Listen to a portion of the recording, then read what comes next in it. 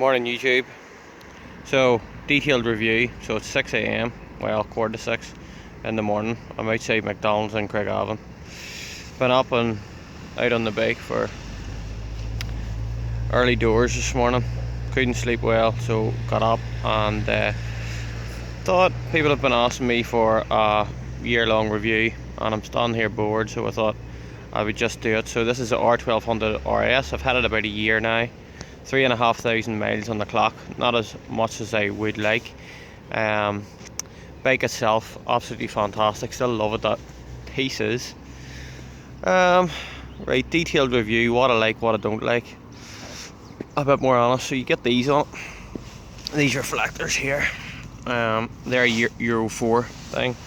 Now the guy in the showroom said you can take them off if you don't like the look of them. They never bothered me, but I know some people opt to take them off. Another thing which you can remove very handy is these side rails. A couple of bolts in them and take them off if you're not using them, and it makes the bike look a bit sweeter. I did take them off and then I ended up putting them back on again. Personally, they look better without it, but sure, why not? Now, what have I done to the bike? In terms of mod cons or any changes, I haven't done too much. So this is the mount for the BMW navigation system. I don't use the sat-nav that much because I haven't been on that many trips, but it's quite good. I never really done a review of it because it's only a sat-nav, but I put that on after I bought the bike because I got the mount free, so I ended up buying I got the navigation free, sorry, the sat-nav free but not the mount, so I put the mount on the bike. Another thing I done was put this Phi 47 top box on it from Jiffy. I think it looks quite well. It's a beefy big unit, but it gives me something to carry my stuff in.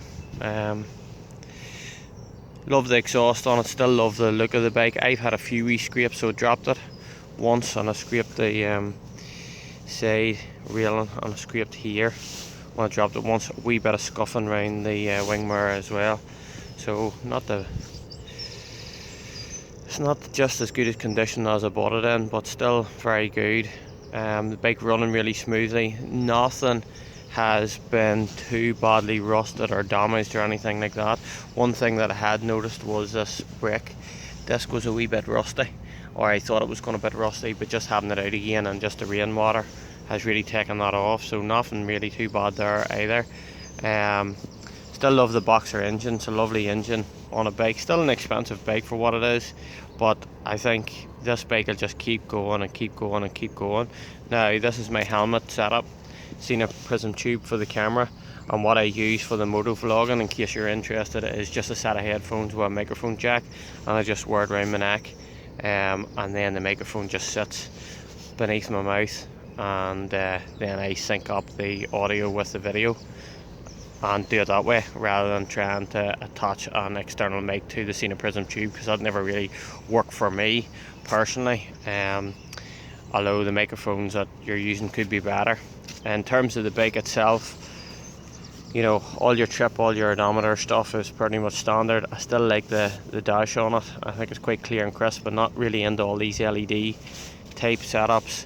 You've got your adjustable clutch and brake lever, which I think is really good as standard, and I always use the screen in the most upright position.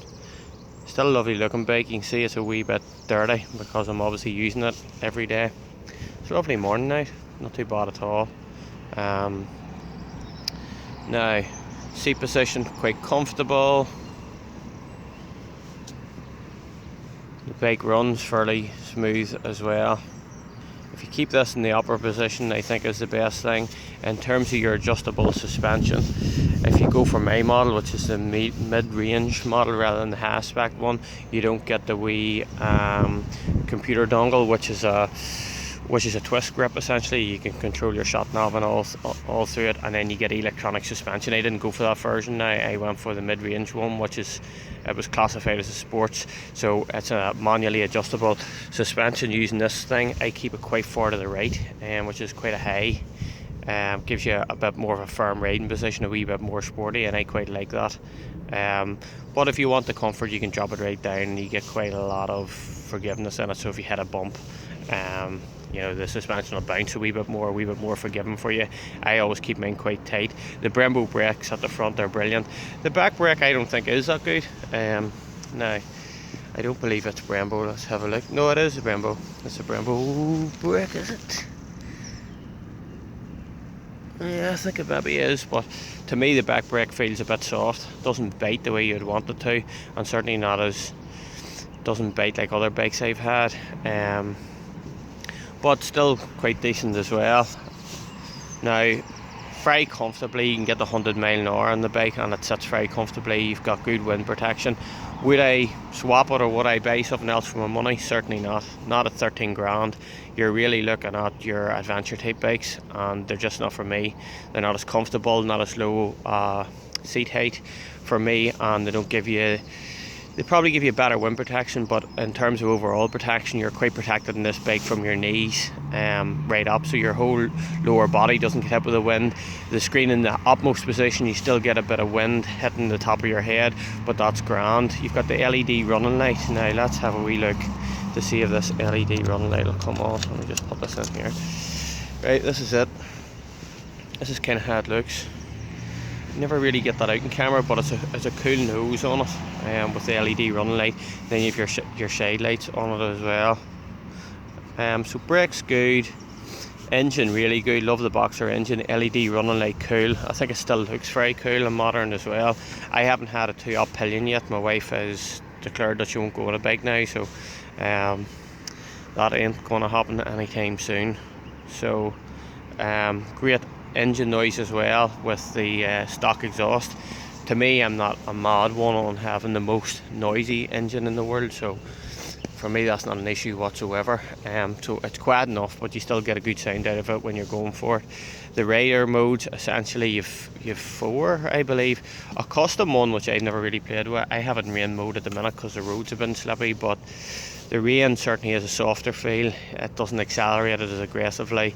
And I think that's spot on for the rain. Your road mode gives you a wee bit more of a sporty feel. It's a wee bit more urgent, and then the dynamic mode is the most urgent out of them all. And the dynamic I would flick on. Essentially dynamic really should be called sport, but they call it dynamic mode, but essentially it's the most aggressive.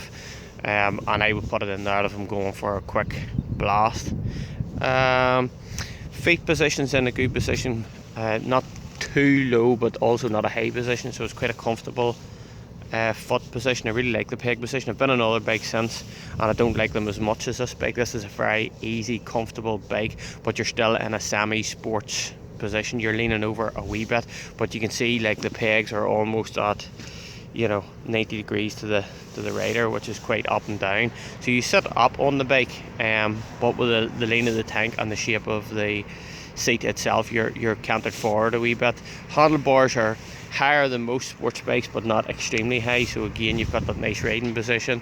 Mirrors work incredibly well, so there's absolutely no issues with the mirrors whatsoever. Everything else is pretty much standard in this bike. I haven't done anything, but obviously you can see here where I've got the battery charger. Now I put that on myself, and it's been working a treat so far. Now I would recommend putting on, if you do commuting miles like me, putting on a top box or something, because that makes a huge difference, just in terms of carrying luggage. So I use it as a day-to-day commuter. As a single bike, if I could only have one in my garage, this is the one I would have. I mean, it looks spectacular, does it not? So yeah, I wouldn't change it for the world. I love the look of it with the red subframe on it. Love the Brembo brakes. I mean, I can't say I've ever had a better bike in all my days, but being greedy as I am, I always like a secondary bike in the garage, and I have the Triumph Bonneville as a bit of a contrast to it. Honestly, nothing bad to say about it. I really don't have a bad word, and the build quality of the BMs are just phenomenal. Whether you like the look of the front end or not has always been debatable, and it's hit or miss sometimes, but I quite like it. The R1200RS. So if you're interested in one and you want to reach out with a comment or ask me any questions, please feel free to do so. You know, I don't have a bad word to say about it. I would recommend the bike to anybody. One thing that I will say is, so your quick shifter, You can obviously go up through the gears. Now, I have nothing actually physically to show you, but it has a quick shifter on it. And I kind of mentioned that in the last video, and somebody left me a comment saying, I forgot to mention it in my original video, and somebody left me a comment saying that's one of the most important bits of the bike. I disagree. You know, I don't really like it, in all honesty. If you're going at pace and you're going up through the gears, it works very well. Going down through the gears is not as smooth, most certainly not. You get more of a juddery feeling in the bike, and at low revs and at low speeds, it's an absolute nightmare because it kind of kicks. So you push it down, you can feel a real bounce as it tries to change gear. It's not smooth, like, and I've read that about other bikes too. So I'm sure it's good in terms of quick shifter. I'm just not sure quick shifters are all they're made out to be unless you're riding it quite aggressively. Obviously the shaft drive as well, no chain to worry about, so it doesn't matter, it gets a wee bit dirty from time to time because you just wish it down and that's it. There's no real maintenance at it. I think that's all I've really to say about it. If you're interested, there's something specific that you want to know, please ask me. The heated grips are phenomenal as well, which is great for this type of riding. So if you're doing big tours on it, this is a bike for you. If you're doing commuting miles, I think it's a bike for you. It filters quite well too. You would think with a boxer engine that you wouldn't, but I mean, if you can get the mirrors in, you can get the rest of the bike in. So I think it's just quite good in that capacity. It's certainly, as a guy who filters every day of my life, it's not been an issue. You get used to the size of it, and it's not so big that it's going to cause any real issues. And you have a feeling when you get this bike that it's wide, but once you're actually on it and riding it every day, you realise that it's as wide as any other bike because the mirrors are always the widest point, so that's not a hassle whatsoever. So there you have it, the 2017 R1200RS. Have fun, guys.